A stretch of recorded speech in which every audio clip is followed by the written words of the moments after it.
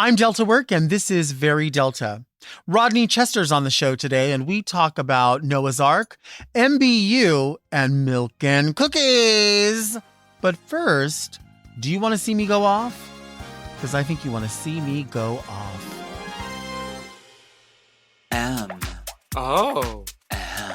Mom!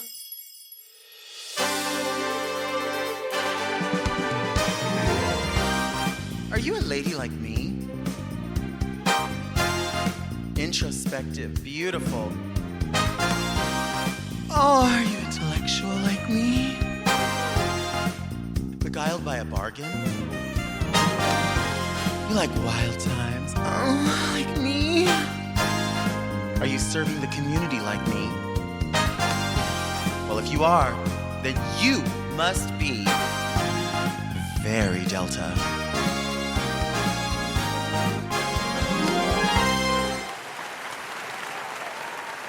I'm Delta Work, and this is Very Delta, a luxury public access podcast and talk show where I look gorgeous, speak extemporaneously, and invite fascinating people to sit on the couch and get very Delta.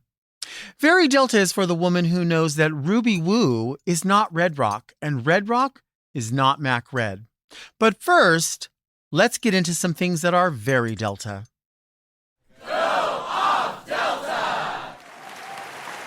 Just say no. Just say no. There's nothing wrong with saying no. People ask you, hey, do you want to meet up for dinner? Think about it in your mind. You process it. Do I want to go out to dinner? Do I want to shower, get dressed, go get fuel, be ready to go, meet at a certain time, eat at that restaurant, get my to-go order with me, go home, put everything away, put my pajamas on, go to bed? No, I don't. I don't want to do that at all. Do I like that restaurant? No. Do I like that person? No. Do I want to go? No. If I say to someone, oh my God, that sounds like so much fun. Like, I'm going to let you know. Like, I'll let you know. That means no. That means no.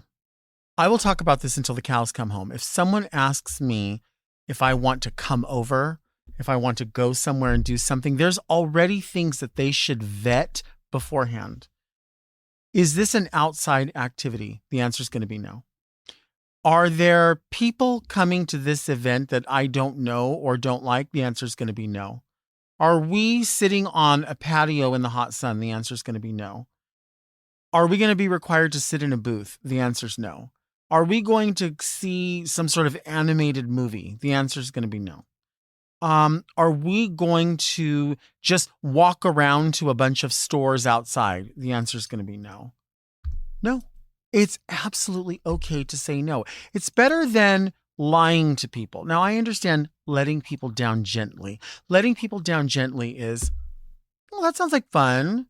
Can I get back to you and let you know? That's letting them down gently. But we shouldn't have to do that. But with some people, you have to break it to them gently. I'm finding as I get older, every year, every day, every minute, it's easier for me to say no. And you know what else is easy? Changing your mind. You should hold the right at all times to change your mind. Something sounded good at the time. Now, it's not a fit. Now it doesn't feel good. Now I'm not interested. Now I don't have the money. It could be a million different things. You don't have to explain yourself. But in this situation, what you do is you tell someone, you know, I've thought about it and it's not a fit for me anymore. And then someone will ask, well, why? Why don't you want to go? Oh, it's just not really a fit for me. Why? Because I said it's not a fit. If I have to answer you 3 times that it's not a fit, that means that I'm not telling you why. Because you don't need to know why. You need to know that I'm not going to do it because I've changed my mind and I'm saying no. And that should be enough. It doesn't need an explanation. Now, you can explain it to someone if you really want to be like, girl, let me tell you, like, I was going to go, but this is happening. But if it's a business dealing or something else, you can absolutely say, it's not a fit for me at this time. I have people that I engage with them about doing an event or business or a collaboration or something, and it sounds great at the time. And then I keep up the communication and then it fades away. And then they come back. And then I start up the communication and then it fades away. And then they come back. Now, I am not in the position to say no to money. I'm not going to say no. I want money. However, it's very difficult when you have to beg for it. So if they keep circling back and then dropping the ball, circling back and dropping the ball, there has to be a point where I just say no, because then it becomes too much work. Then it becomes too much hassle. Then it becomes, are you serious about this? Or are you just trying to get free interaction about something? Like, what is happening here? Some people just want that interaction. And so I have to say, thank you for your message. Unfortunately, this is no longer a fit. Perhaps we can work together in another capacity at some other time. You're letting them down gently. You are leaving for them the opportunity to circle back in some other way. What does that mean? No, I don't want to come lip sync and jump up and down in a circle for $2. But if you would like me to come over and, I don't know, sit down and do armography and complain, maybe we could do that in another capacity. You can change your mind at any time about anything. People will ask you, what's your favorite color? When someone asks me that, my favorite colors, people say black is not a color. It's the absence of color, or it's all the colors. I like it. I think it's a color, but I also like yellow. I also like orange. It just depends. I like all the colors. I want to wear them all. Then I think, well, if you narrow down the question, well, what's my favorite accent color to black? What's my favorite accent color to gray? It could change. I could change my mind at any time. It's not an absolute. I don't like, what's your favorite of this? I can't tell you. My friend John Hill sends me a message, and it's a little chart of all the favorite crackers, and it says, you can pick 2. I can't pick 2. I saw 2 with an honorable mention and changed my mind because it depends. Are we having cheese on it or cheese whiz? Are we eating the cracker by itself? Are we eating the cracker from a box or from a bag? Is this something that's going to accompany a salad, or am I eating it with chili beans? I have to change my mind. I can decide whenever.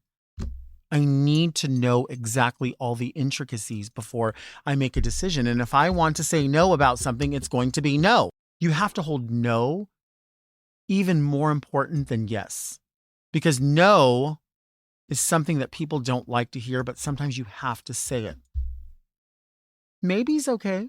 You can say maybe. Hey, do you want to go with us to so-and-so's party? Maybe. What are the details? That says, I might go depending upon the intricacies. Is it far? Are you driving? Am I driving? What do we have to bring? Is there a dress code? What time are we leaving? Well, I'm always going to take my own car. So that's another thing. That's just, can we ride together? There's a very few people I want to ride with. And I don't want to have to drive anywhere. I really don't. But I need to have my own car. I need to be, when I'm ready to go, I'm ready to go. And it's always that, I'm usually the first person, and I'll lean over to whoever I came with, if I came with someone, and I'll say, no rush, but I'm ready to bounce whenever you are. Like, no rush. What that means is I'm ready to go. You need to stop what you're doing because we need to go. If I'm not having fun, I don't know how you're possibly having fun. And if you are having fun, so much fun that you need to stay, and I'm not having enough fun to even stay another minute, we need to reevaluate our friendship, because your goals are much lower than mine, or my sedittiness is much higher than yours. I don't know what it is. I got to bring my own car. There's no ifs, ands, no's, yeses, or buts about it. You can change your mind. Change your mind. I thought you didn't like that. Don't people say that? Oh, I thought you didn't like pineapple, but you're having it on pizza because that's where I want it today. And tomorrow I don't want it that way. Change my mind. It's your prerogative. Bobby Brown told Britney Spears, and Britney Spears told us, it's my prerogative. I can do what I want to do. It's my prerogative. It's your prerogative. Why don't you want to do that? I thought you wanted to do that yesterday. I did. Yesterday it was 75 degrees. Today it's 105 degrees. I've changed my mind. Why? Because I don't like being out in the heat. Why? Because I'm a fat pig and I don't want to be out in the heat. What did I say? It's simple. It's not obtuse. Why would you want to do something or go somewhere where you are not going to be good company? Just say to someone, that is not my gig at all. I learned in grade school in the 80s to just say no to drugs. Just say no and look at me now. Am I on drugs? No. Maybe over-the-counter drugs, but that's it. I'm not on angel dust like some of you. I'm not on nose candy like some of you. I'm fat and sassy, and I say no. And now I want to do an exercise with you, the very Delta viewer. We're going to say no. No. No. No. No, ma'am, Pam. Hell to the no. N-O. No, no, no, no, no. Yeah, yeah, yeah, yeah, yeah. No, no, no, no, no. No means no. I said no. And then tomorrow, maybe I'll change my mind. It's my prerogative.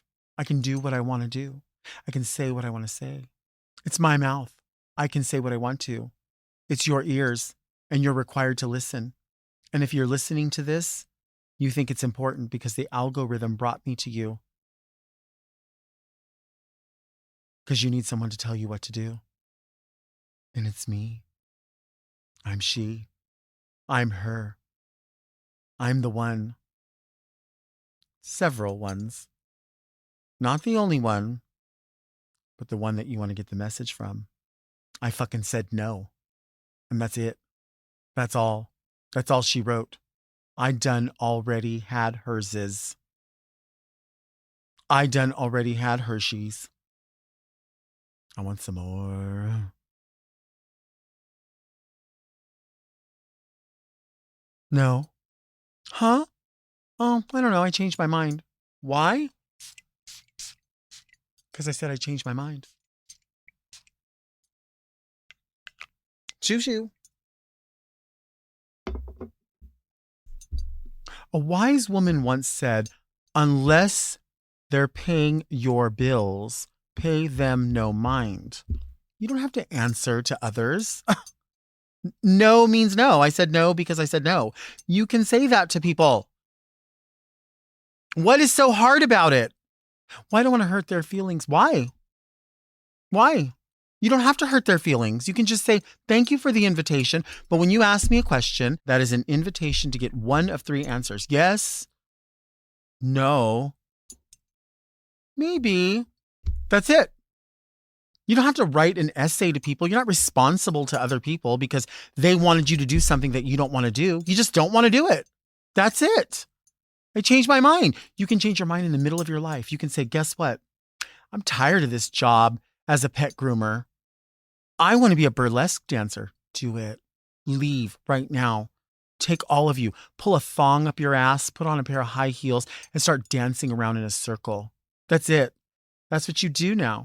You know, I always say follow your heart, take your head with you, be responsible, cover your bases. But if you want to do something that fulfills you more, that keeps you fed, that keeps you interested, and doesn't hurt anyone else, change your mind. Just go do it. It's not going to be easy. You're going to have to do a lot of work. But sometimes saying no, stopping, and changing your mind is the most important thing you can do. If you have the privilege to do it, then do it. If you need some safety net, find someone that can help you. But sometimes staying in a situation that makes you uncomfortable, it doesn't help anyone. It doesn't help anyone. Just say no. I don't want to do that. I don't want to do that. I'm not going to look down on you because you want to do it. I don't want to do it. You want to suck up all the fucking cocaine on the table? Go for it. I don't want to do that. I'm not going to do that. But you want to do it? Go for it. It's your decision. It's your body. It's your life. Do what you want to do. I don't want to do it. I don't think it's a great decision. But for me, I could be making a million decisions that aren't great either, but these are the ones that I have to make. You have one life to live. We're here for not a long time, hopefully a good time. Say no. I don't want to do that. No, I don't want to go to that birthday party. No, I don't want to go to that Christmas party that makes me feel like shit. No, I don't want to continually buy gifts for someone who is fucking ungrateful just because I feel obligated. No, I'm not going to your aunt's party because why? No one there even gives a shit that I'm there. So why would I continue to go there when there's a million other places I can go where people are excited that I'm there? I put myself in situations where I feel comfortable. And if I don't feel comfortable, I just say, I'm not available for that. I said no. What more do you want? Huh, what? Oh, no. Why? Because I said no. We don't offer whys here. We don't offer explanations. Do you want to see me take a break? Because I think you want to see me take a break.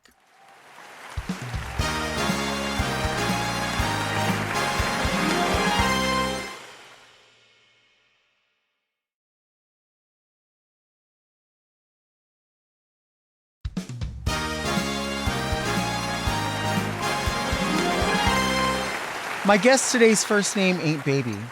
It's LaChance. Miss Devereaux if you're nasty. It's Rodney Chester. I don't. Listen, first of all, before we even get going, me and you have a long friendship, but this is serious. I am very proud of you. Thank you. This is where you're supposed to be. Thank you. It's been forever. We haven't seen each other in so long. Of course, so many people know you for a drag persona. They know you as a business person, but the world knows you as an actor and somebody who is literally in the name Noah's Ark. You are part of the quilt of a TV show that was so different, not just for its time, but really hasn't been matched since. Right. It hasn't. Noah's Ark was and is pivotal. I mean, I still have the DVD set of Noah's Ark. And I, of course, started watching when it came out because you were in it. Our friend's going to be in it. But then it's the invitation is I'm going to watch something because my friend's in it. And then you stay because you're like, I really like this show. I really care about these characters. It's a great show. And then the show ended. But I felt like we always knew it's not done. And we know now because the movie. Brand new movie. Available now. Yeah. Yeah, tell us about that. Well, this show came out in 2005. Right. And then so we did 2 seasons. We did a movie. We did a reunion special later down the line during COVID and stuff like that. And so we've always had a fan base. And Paramount just called Patrick, and Patrick called me. I think I was leaving the gym or something. He said, hey, guess what? You want to do? You want ready to do it again? I was like, what's going on? He was like, Paramount called and picked it up and they want to do a reboot. I was like, what? So it was all this excitement of the reboot. And long story short, we went to Atlanta, shot the film. All the old cast was in it, which is great. Everybody came back. And it's a great film. It's and you watch it, it's on now. It's really great. It's on Paramount Plus and Showtime. Mm-hmm. And it's been so phenomenal, Delta, honestly. And I'm sitting here in a position of gratefulness and appreciation. Yeah. Very exciting. Yeah. Very exciting. It's for me, watching a show, I have to fall in love with the characters. Yeah. I have to be worried about the characters, interested in the characters. And this is very that in this show. Mm-hmm. You know what I'm saying? Sex in the City, but with guys, basically. Yeah. That's a really great way to describe it. Yeah. And there's heartfelt moments, mm-hmm. and there's scares, and there's all of those things. What's interesting is to look at the original series, then look at the reunion, and then look at the movie. I don't think anybody's aged. Well, you know, black don't crack. I know. Let's just call it what it is. I know. But I think, honestly, it was just something magical that just happened. Right. You know, we didn't do all this, all this networking trying to stay together. No, it was all just very organic. And it just happened that it worked. Because, when you have chemistry, that's the main thing. And we just naturally had chemistry. Let me ask you a question about Noah's Ark. Mm-hmm. You might already know this, but I always ask a trivial question. Noah's Ark is spelled Noahs, Ark, A-R-C, Mhm. because they can't do A-R-K because it's biblical. Mhm. Do you know what A-R-C stands for? Well, like I said, it's your names in the title, ARC. That's why I was saying your name is embedded literally in the name of the show. Ricky, and Chance is Yeah. the initials of, which is brilliant by Patrick. Yeah. Brilliant. And that's the initials of our name. That's the character's name, Alex, A-R-C, Alex, Ricky, and Chance. Well, and technically, if you went into there with your given name, Rodney would be in there as well. Right. I mean, so you get to be in there twice. Yeah, absolutely. So, and you know, I don't know if you know this, but that role was written for me. Oh, you can tell. Patrick, I did Punks, I was a dancer in Mhm. Punks, was his first film, which was phenomenal. If you guys haven't seen it, Punks is online and everything, but it's a great film. And we became friends, basically. And Patrick, one day he said, Rodney, I'm going to write a TV show and I'm going to write a character for you because the world needs to see you on TV Right. like that. Now, mine, as a dancer, performer, I had did Broadway theater, but I had never done a TV show. So that was my first time. But he wrote that role for me. I was the only one that didn't audition. So, Wow. and it means so much to me to have full circle moments with people. Quickly, I'll just tell you this quick thing because it's a full circle moment. People come up to me all the time. I've had grown men, dads, black, white, Asian, every ethnicity come up to me and say, you really helped us understand our kid. Wow. Or you changed our lives Mhm. because now we understand what the dynamics of what that really is because, parents, they don't know how to navigate that in the beginning. I think a lot of them don't. And now when I have those full circle moments, I get emotional about it because you never know what you're doing is going to change people's lives. You don't know until they tell you. And I have people come up to me, tell me that all the time. And it's the world, means the world. It really does. Sure. Absolutely. Especially in a community, in an environment Yeah. where we need people to see examples of normalcy. Yeah. Like this is just these men living as friends, as family. Yeah. And some people, we know as you're a black person, I'm a Mexican dude. You know what I mean? Like we know what happens in families and stigmas and all of that. And so this, Well, it makes it all make sense, Delta, because I was at Whole Foods and this is when the show was out. And this white couple, this lady, she came up to me. She might have been 70, 80 years old, older lady. And she, she walked over to me. She said, excuse me, are you an actor on the show Noah's Ark? And I said, yes, ma'am, I am. She said, oh, me and my husband love the show or whatever. 2 seconds later, her husband came around, older than her, with a walker. And he walks over and she goes, honey. And he goes, that's our boy. Like that. Aw. And Delta, it touched me so much because it just showed me that our show is definitely universal. Here I have a Caucasian couple that is they were like 80, easily 75, 80. And they loved the show and they watched it. So it's full circle moments like that really touch me. And that's why I always have been a team player with Noah's Ark. I don't care what nobody say. I don't care how long it's been out or what has been going on, but that show had changed my life. Right. It really did. So that's why it meant so much to me. And that's why I take it with all the respect and love and respect of my colleagues and the people I work with. And we all built that, not just me. We all built that because people love each character for whatever reason, Sure. and I'm sure that everybody have their own fandemonium, but people love the show and it's amazing. So it's great. And it's doing really well. So Yeah. that's People good. love it. People love it.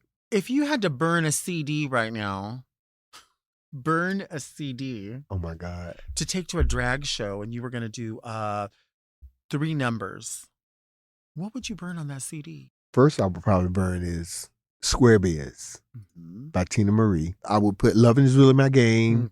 I would probably put Cheryl Lynn, Got to Be Real. Uh-huh. Mm-hmm. Uh-huh. Do you remember back in the day you used to use the duct tape when you would get ready? Absolutely. It's one of those tricks that you never really see people do, but it was the trick. Absolutely. We would do duct tape to cinch. You would do duct tape to cinch your waist to make you look more. But that was before padding. Now the girls pad because the pad gives you that curve. Uh-huh. the curve. But you used to wrap. But I used to wrap duct tape. And that was old school because that's how I learned. Right. And they would say, because it would give you that hourglass figure. Uh-huh. Because I always had button legs, honey. You know that. Oh, you always had it. Always from being a dance, MBUT. Boom, boom, boom. And bam, bam, bam. And we used to wrap it with duct tape. I always remember that. Duct tape. I always remember that. Oh my gosh. Isn't that crazy? But Delta, but let me tell you something. And this is true. Audience, let me just tell you something about this lady, okay?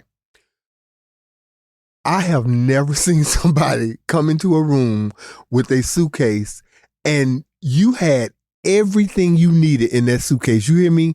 You was pulling out wigs and hats and clothes and that. And I used to look at be like, how in the world did Delta pack all that stuff like that in that suit? And it would be packed so neat and and I'm being honest with you because you know how you do these shows and the girls, they don't take care of their garments. They can sometimes have an odor or whatever.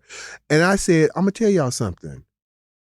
Delta I have never, as long as I've known Delta, to smell, and it's not a bad thing, but sometimes when you're a little heavier, it carries differently. We know the girls.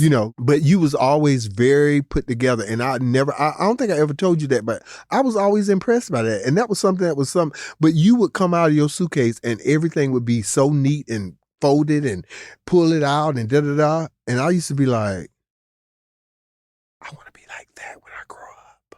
That's so funny you say that because it's the truth though. Well, we were talking off camera about perfume. Mm-hmm. And I said to Doug, my producer, this morning when we got here, I said, who is so nice. He's a nice guy. He's a sweetheart, right? Very nice guy. I said, there's so many things that I could talk about.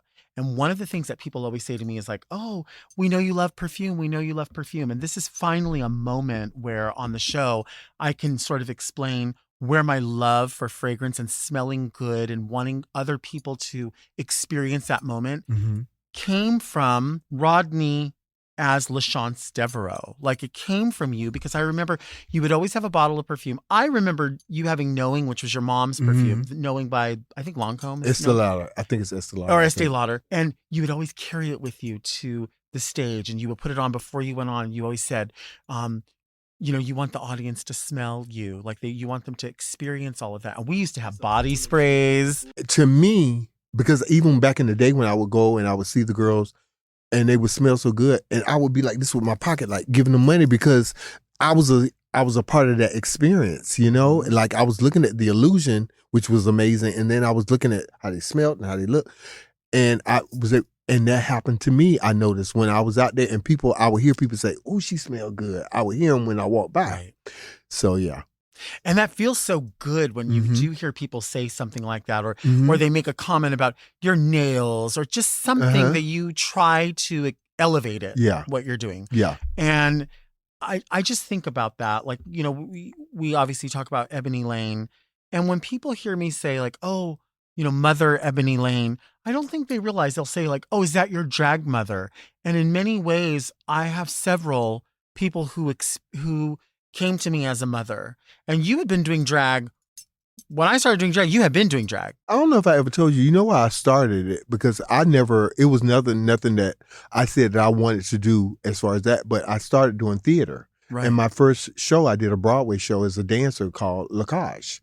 And I was a Cagelle. And we had to learn how to do our own makeup and how to, do all that. And that was my experience first. And I did that on tour. So that was my first experience with it. So that's why, like you said, and then I just started doing it like here and there. Yeah. And that, you had already been doing it. So when we came into it, myself, Vanity, like many other people, you were a mentor in many ways, Fantasia at the time. And Kiwi. It was such a different time. That's like early 2000s. Early, yeah. And so I think of drag then. And then when I look at, then I was on the Drag Race and that was a period of time. And then we had the pandemic where everything stopped for everybody. Yeah. Everything stopped. And then we came back to it, but everyone had sort of moved away or they had to take care of family or family had to take care of them. And, you had successfully forever Trio Talent Agency. You've worked 15 years. Yeah. And so things change. Life changes. Desires change. The interest changes. And it's weird when I get to see people You that look so pretty. You look. I'm staring at you because you look gorgeous. Is it the moans? Are you moaning? Is it moan tea? Don't lie to me. Look at me. You moaning. I know you moaning. You got some work done. Mm-hmm. Go ahead. Finish talking. I was just admiring your beauty. Go ahead. Wait. MBUT? MBU? Let's take a break.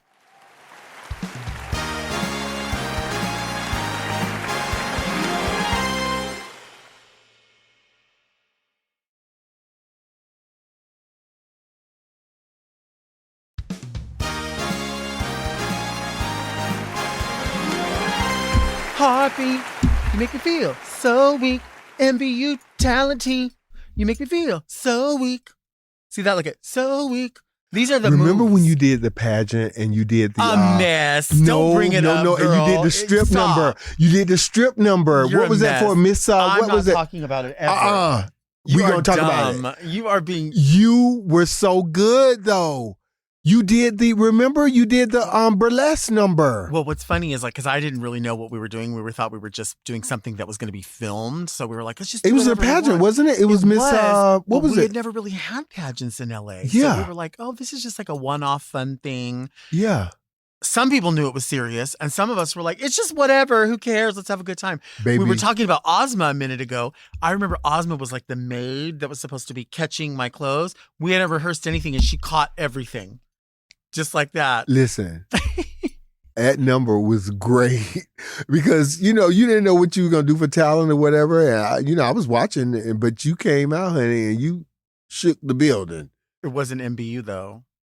Close to it. It was preparing for MBU. Close to it. Because you would have been the first white girl to win. Qualifying. Immediately.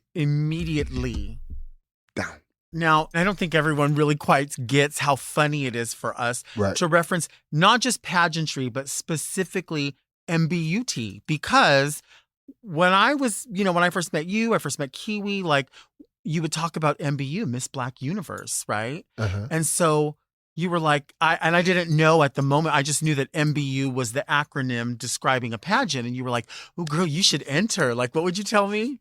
I say you should enter. I say you should enter for the, because they have the plus division, and I say you should because Black Universe started, if I'm not mistaken, I may be wrong, but I'm thinking that because so many of the girls was doing Continental and different things, and they didn't have a venue for the Black girls, so they created Black Universe and Black America, Miss Black America. Those are the two systems. So yeah, I would tease you and say you should enter Delta. They would love because the Black community loves you, Delta, and you know that. Like when you would go to the shows, they would always be like, is Delta in the show? And I'm like, no, she's not. But they would, no, she's not. But they would totally reference you because they totally knew who you was. But MBU is it's Miss Black Universe. It's like they have Miss Black America, Black Universe, and Delta and I had this ongoing joke. And she had me thinking like I was going to enter this pageant. And then the girls were like, girl, it's Miss Black Universe. And I'm like, well, I mean, can I go watch? But you was like, okay. And you was basically like, but I was like. And it's when I saw like the like plus being so glamorized. And I was like, whoa, wait a minute. Like the glamour is so real. And then you would see Continental and, but you would realize like there is a space for everyone. We're not saying that you have to be any specific body shape. What we're saying is sell it to us. Show us all. Yeah. If you're going to wear it all, big. Well, that's why I had a totally different respect for the art because I just looked at it and praised them because it's like, and then when I was able to judge those pageants, it was very, like, wow, like you have to put a pen to it and they want you to write everything, like, so to give them a critique that they will work on because they spend all this money. And it was a lot of money to do pageants, a lot. So then I started working and choreographing and cleaning and I worked with Fantasia and all them on their talents and stuff, so it's fun. And I would always, we would always say like, when you say MBUT, like what's the T? Like, is this the MBU hair? Is this the MBU jacket? Is this the MBU pulling my thong up in between my ass? And is this the swimsuit? And you would pull your thong up and you would bend over and you'd be like, LaShawn says, "This MBU swimwear, MBUT," and it was you would be sitting there with your wide behind with that damn. You would pull your pantyhose all the way. Well, Delta, remember at the time I was only funny. wearing like one thin pair of pantyhose because I thought I was really You thought you was a fish. woman. You thought you was fish. A woman. A woman. A woman. And a woman. Nails. Down. And you would pull that G-string. Girl, that was funny to me. You was like, MBUT, I'm ready for swimwear. I said, you are. Very good. But that's just fun times. I miss it. Delta, I miss you. I miss you. I miss you. I really do. But we're doing good. Both of us are doing good. Amazing. We have moved, and you move in a different direction, and you move with the flow of what you're trying to do and the intellect of who you are, and you make it happen. And that's kind of what I did, because long story short, when I found out I had congestive heart failure, I stopped everything. I didn't know what I was going to do. I didn't know how I was going to move. I lost everything. It was a lot. And then I regained it back by trying to figure out if I still want to act. So I ended up doing a play. And that's what, and I went to therapy. I don't have a problem telling it, because I needed some kind of something to get me, because I was always up here working and da-da-da. And then when you lose everything, and people tell stories all the time, it's a life change. And so I had to make some life changes and change everything. And I did a play, and I said, oh, it didn't bother me. Then I did another play. I did like 3 plays. I was making sure. And then I started back acting. Wow. So that's what led it back to that. Do you remember the Tea House? Wait, the Tea House? It was in Torrance. Did you ever go there? I never went there. I thought maybe you went there. I'm trying to remember where my mom saw you several times perform, because to this day, my mom will be like, do you ever talk to LaShawn? You remember LaShawn, when LaShawn's in Kiwi, like she'll bring the two of you up all the time. Yeah. And it's just a testament to like the people that you remember. And like you say, we go in different directions, but you can still come back to people and sort of pick up where you left off, because there's people that I hope to know here and then again years later. And if it's in another lifetime, I hope to find them again, Yeah. I get wistful right now, but I just think about that. Like when Ebony was here, when you're here, I just think of how much things change. Yeah. But they stay the same. And but the thing about it is, Delta, we were doing something that we love. Where we were and where we are now, it's a testament to longevity and working in this business and still working and doing what we do and what we love. Right. And people forget that. And there's a lot of naysayers, honey. I can't even. People are funny, and and they only come around you when you're doing something, and you're doing, and then everybody want to be in your space. But I've had to navigate differently this time, and I'm not gonna get too deep into it. But I've had some things where I was very disappointed in certain people and how they acted and how they acting around about this news with the show. Like people sometimes they don't want to see you be happy or be successful. And I found out that the hard way that, somebody I thought, and they was a hater the whole time. And it's sad, But you move on, because my success is my success. I don't owe anybody, nor does anyone owe me anything. But, Will you always be a kid of the kingdom, though? At Disney World? Uh-huh. Yes. Zippity-doo. I could still do them routines right now. And I was just 18. Zippity-doo-dah. Remember I used to do them in the dressing room? And you used to be like, what are you doing over there? And I'll be reminiscent. But that was my first professional job. Actually, I was telling your producer, we was talking about it, because my grandmother always taught me when I was coming up. She said, right now, I don't know what you're going to be doing in your life or whatever. She says, but always take this with you. When you're on time, you're late. And I was like, what do you mean by that? She was like, because you always want to be prepared and be early. So if you're on time, if you look at it, if you're on time, you're late, then that will make you be even earlier than what your call time is. So I've taken that with me through the whole time. And it was from Disney, was my first professional job that I had. So that was something that I took with me. So yes, I will always be a kid of the kingdom, because that was my first professional job, and it taught me so much as far as a performer. And I take it with me to this day, because you learn how to move and groove with those kind of structure. and I had a structure. That is so, what you're saying is 1,000% true, because I can remember when we would work in Palm Springs, for instance. And a lot of times in the beginning, I would ride to Vanity's house and we would ride together. And then when I started going on my own, I realized from you where you were like, well, you got to leave at this time. You know, you're coming from Long Beach, but you were coming from LA. So you were like, which way are you coming? And you have to allow yourself some time. And I always thought, well, I don't need to be there that early, do I? And then I realized quickly, you have to be places early. And I'm about that. I'm so about that. Because and you were and I didn't know you picked that up from me, but because you would come and you'd have time to relax, set your station up, and your station was always so clean. But you know what's funny? We always say station. Some people don't say station. Oh, that's old school. That's old. But and we would put our towel down and lay out all your stuff, and you were Delta work. And you would your station was always so neat, and everything was placed, and your perfume was here, and this and that, and all your brushes and because we learned if you lose it, you're gonna have to buy another one. And we didn't have it. We didn't have it, and we would have to do what we needed to do to make it work. Yeah. Right. Yeah. And what would you do to make extra money? Would you go to the Peanuts parking lot, or what would you do? Oh, and talk to the boys? And talk, absolutely not. Yukon Mining Company tea? Absolutely not, because terrified. Because, back then, that was, them people was in that club, and it was, even some of the celebrities was in that club, remember? Oh, yes. Remember? And we was always like, such and such is here, or whatever. Or remember, we'll say, oh, the $100 man is out there. So you better work it. When you go over to him, you better dance your way up. Yeah. It was $100 man out there. And we would tell everybody in the back, hey, such and such is in the audience, get it.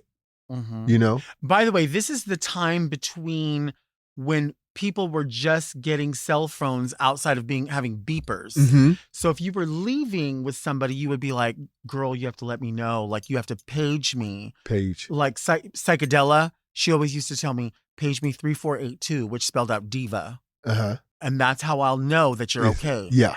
And if you need me, come, message me, I'll come get you. Yeah. But if you're going to leave with somebody, I'm not going to tell you not to do it. But what I am going to tell you is be careful. I love Miss Psychedela. Yeah, she's doing good. She's doing good. Girl, she runs her contest at Hamburger Mary's in Long Beach. Oh, yeah, I see some of that. Yeah, that's good. I'm glad. I'm happy for them. I've been so busy doing my thing. I haven't done anything. I mean, I'm sure I can get back into it. Well, Morgan always calls me all the time and say, when you want to come? And Jasmine. Oh, they run the shows. Yeah, you know that. They run the shows. They do. That's so crazy, right? Because they would never when they were baby. Well, I remember coming up, and that the first time I met Jasmine was, remember when Alexis Colby and Alexis Triple X and Melissa Prime. They opened that club down there on Vine. It wasn't on Vine. On Cherokee. It was on Cherokee. Yeah. On Cherokee. And that's where I had met Jasmine. We were both doing James Bond night. Mm-hmm. And from then we just knew each other, started doing Dream Girls and stuff together. But I remember Morgan, when she was kind of coming up. Yeah, they all were coming up. They run the shows. They run the shows now. Isn't that crazy? Yeah. And I'm happy for them. All of them, they weren't doing shows when we were doing it. You know what I mean? They didn't get bookings, but they were all great entertainers. Yeah. And I think it all changed with Drag Race and stuff like that. Mm-hmm. So it made it, good for everybody. So I love that. It's good. Let's take a break.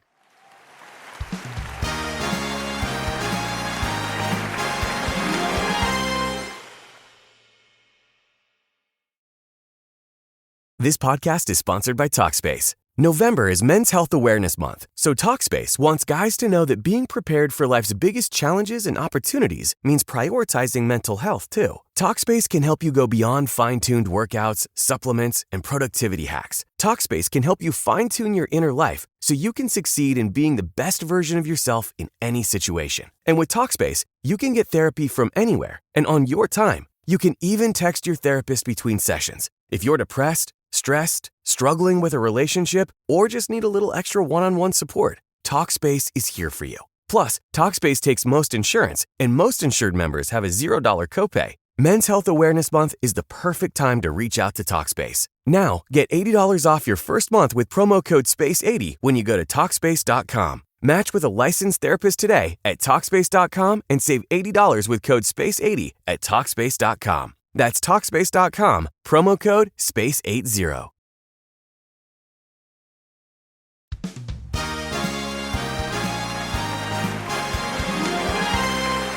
We are back with Rodney Chester. Now, this is the part of the podcast that we call Read Me Delta. People send in their letters, they have questions, queries, comments. And if you want to send in a letter, you can send it to readmedelta@gmail.com. Read me Delta! Do you get people who send you direct messages or letters about Noah's Ark or dance or anything? Oh my God, yes. So many. Yeah. It's amazing. You get any bizarre letters from people? Yeah, you get all kind. Trust me. I've had women Oh, I like believe that. come on to me. Yeah, Yeah. for sure. Well, people connect. I And mean, maybe it's not all sexual. Maybe it's because I think women like my character because it's the funny character. I'm like what they call like the mama bear and da da da and all that. So people like that about me. So I'm sure some of it could be that. It don't have to be all sexual, it doesn't, Mhm. But yeah, get some of everything. It's crazy. Right. But I'm going to read this letter, but I was thinking about, there used to be a story, maybe you can't share it here, about milk and cookies. Maybe you can't really share Yes, that I'm here. not going to share that. No. You can't? No. Do you want some milk and cookies? We'll save it for the next time. We'll save for the next time. And we'll rewrite the names so people don't know who we're talking about. Yeah. Yeah. Because it's very much celebrity names involved. Yeah. Okay. Dear Delta and distinguished guest on the beautiful, comfortable couch. I love your show and it's my favorite thing to listen to while I eat my dinner, specifically spaghetti and meatballs. I recently had to download my Gmail app and log back in. The app asked me for my password and then had me verify in 2 different ways that it was me logging in. I feel like every time I have to log into something nowadays, the verification steps get more and more intricate, especially the prove you're not a robot tasks that are impossible to complete even for the smartest of people. My question is, what tasks do you think technology tried to make easier, but instead made harder to complete? With love and light, very Bubbles. That technology is weird to me because you're telling me to verify that I'm not a robot. You're a fucking robot. Right. You are a robot Right. that's telling me, well, I don't know, because you You're might right. be playing with me. I never thought, you are absolutely right. I never thought of it like that. Come on now. But it's the truth. And they all now say, are you a robot? Yeah, well, and are you you have to finding them damn squares? Which one has a bicycle? I'm gonna tell you something. I have a headache sometimes, and it really is all logical and different things like that. But see, you know how you be going through and you check it, and they be like, no, and then you have to do it again. I'm like, I checked off all the damn. They're like, but the there's horses. It's a little bit of a tire. But there's a peeking. tire in the corner of the. Are you kidding me? We know what you meant, and you know what I meant. Leave me alone. It's fine. I'm just trying to print Yeah. out an insurance document so I can have my eye surgery. Okay, it's not that hard. It's not. This person But- is right. But they're right. What about, have you ever at the airport, you go up to those self-service areas and it says like self-checkout and there's nobody there and you get a juice and you get a whatever and you go check out and it says, how much would you like to tip? There's nobody here. There was nobody here. There's nobody even watching the area. Well, first of all, I am not cheap, but I ain't tipping y'all if I'm sitting up there doing all the work. Sit down. No. No. No means no. What are you going to tip them? Nothing.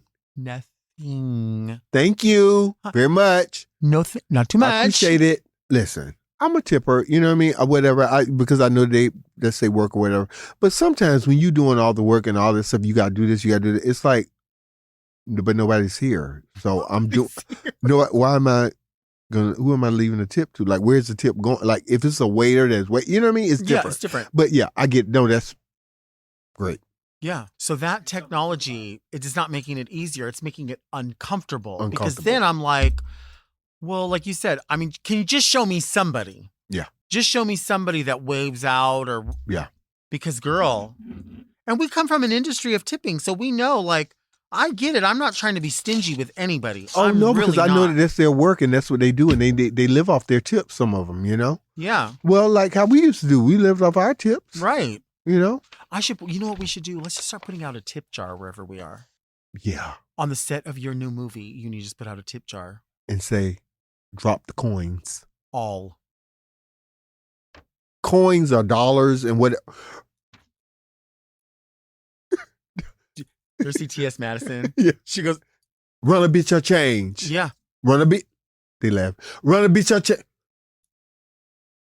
My favorite Madison video is she pulls up to Wendy's. Oh my God. Or somewhere. She's in the movie. No. You see her? She's in the movie. I love that. Yes. I love that. She's great. She's great. And you talking about T.S. Madison, I'll tell you this real quick. I saw her. I didn't know her. I just saw 22 inches and her standing in the mirror, you know, doing her thing. And we talked about it. And she's a guest on my podcast. And we talked about it, but I saw her do this Talente, you know, the Talente ice cream, Mm-hmm. the video. And do you know I got up at 1 a.m. and went to Pavilions and got that Talente ice cream with the gummy bears, and it was delicious. Was it? Have you ever tried Talente? I think I had like a mint one time. Yeah. Try the Tahitian vanilla bean. That's the Try right that. one. Yeah. Yeah. I'll bring you some next time. I like that. Yeah. Yeah. Delta. Yeah. Milk and cookies. Milk and cook. We're not talking about Delta. Yeah. Dear Delta and glamorous guest, what really grinds my gears is that all candy bars have adopted the phrase share size from the former king size, and the bars are cut in 2 pieces. I could be on board with the dropping the king thing if it somehow was offending gender identity, but going with share size makes me feel like a real fat ass because we all know no one's really sharing a candy bar with me. I just wanted to report on a small fish for a fry and ask you what's your favorite king size candy, sis? Highest regards, Jeremy, Luthien, or J-Lo. Okay, well, first of all, J-Lo, the candy bars are unlike they used to be. No, remember? they're not. They were huge. All of them are smaller than what they used to be. Yep. Isn't that crazy? Like the Snicker used to be bigger than what it is now. Do you remember when you would get a regular candy bar was 59 cents and then the king size was 89 cents? Yeah, it was 89. It's like $2.49 for a candy bar. Yeah. I'm confused. I'll just go to C's Candy. Oh, I love C's candy. Do you like candy with nuts or like anything that has a nut with nut, like caramel and nuts and stuff like that? Oh, you like nut? I love the caramel You with like nuts nut? and that. I like chocolate with milk chocolate with milk and They have- cookies and nut. Delta work. What candy bar are you going to get at the airport? And then how much are you going to tip them for the candy bar even though they're not I'm there? going to get a jumbo candy bar, and I will tip them $1. But what kind of candy bar? Snickers? Snickers, yeah, it would be a Snicker or Baby Ruth. But remember Baby Ruth? I do. Remember? I like And they don't really, but they don't really have them that much anymore. You know where you see them is like in the The Halloween little mini, candy. the mini ones. Yeah. Yeah, that's the only time you see them. Yeah. Oh my God. Ooh, water is good. The Is it? producer gave me some water. Yeah. Doug loves you. The producer does. You guys are so professional. Well, it is a plastic cup. It should be That's a okay. glass cup. It's okay. You're very professional. Now he gave me a bottle of water and all that. Yeah. And all that. Did the bathroom have toilet paper in it? It did. And it Okay. was clean. Okay. Yeah. And it had a spray. Down. Do you spray the bathroom when you use the bathroom at home or no? I do actually. You know what I do? And this is a little TMI, but if I do a number 2, I strike a match in my own bathroom. It's the smart, and I don't know why no one's ever talked about that on the show. I do that, and it's my bathroom, yeah. my personal bathroom. I strike like 2 matches. It depends, but I'll strike You know 2 or what's 3. funny? Yeah. I'm just realizing something right now. I remember seeing that, I think the first time maybe was in Palm Springs. Maybe you were the person who brought in the matches and taught me that that's what it was. I had to learn it somewhere, and I don't think anyone in my family did that. Yeah, but that's old school. Because it knocks out any odor. Like immediately too, which is so crazy. Uh-huh. And I would take matches with me when I travel and I'm, on the plane, whatever, because like I said, even when I'm home, I'll strike a match. Do you ever use travel candles in a hotel? I think I about do. it, but I'm afraid that's going to set off the thing. But they say it's No. not smoke. It's not. heat. It's not. But listen, I also take with me the little where you do the tea light candle and you put the oil. I would take a small one with me and I would put it up in my room wherever I'm at, and I would light it and it would be amazing. But I always have a candle or something in my room. Right. I used to do that even at my office. When I had my office, I would always have a candle on my desk burning, because whenever I would get those calls, and you know how it is, and it frustrates you, and you get whatever, girl, I would look in the candle like, and it would calm me down. Right. It really would. And I did that for you. Heartbeat. Heartbeat. You make it feel so weak. Thank you for being here. This was so fun. Delta, listen. Again, thank you for having me. I had a great time. Please have me back. Please. And again, I am very proud of you. Seriously. I'm proud of you. I'm proud of us. You know, I'm proud of you because it takes a lot to do this, and you're doing it. So, but as far as me, I got my projects. You can follow me on social media, the Instagram, The Real Rodney Chester. You can find me all on with Rodney Chester, Instagram, TikTok, Facebook, everything. So, you know, follow me and you can know everything what I'm doing. We're going to have to post a drag picture, and I have a professional headshot. I think Brett Sari took that picture of you, and you're like this. You know which one I'm talking about? You said, yes. You know, you still have that? Of course I do. And if you Google her name, it's gonna pop up. I need to send you the new one. But yeah, it's this great. I'm happy for you, and thank you for having me. Thank you for being here. I love it. Today on Very Delta, we learned that time and distance are never factors when it comes to true friendship. We'll see you next week, and until then, keep things very Delta.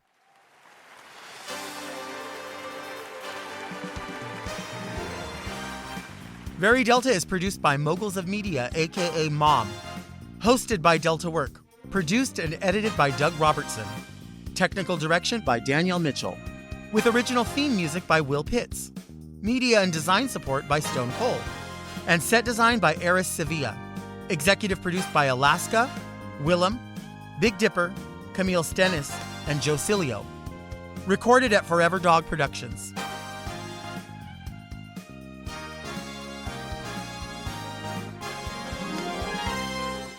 Energy up. Woo! Mom! Watch Very Delta uncensored, ad-free, and a day early by subscribing to Mom Plus Gold. Sign up today at mompodcast.plus for premium content, including weekly episodes of more Very Delta.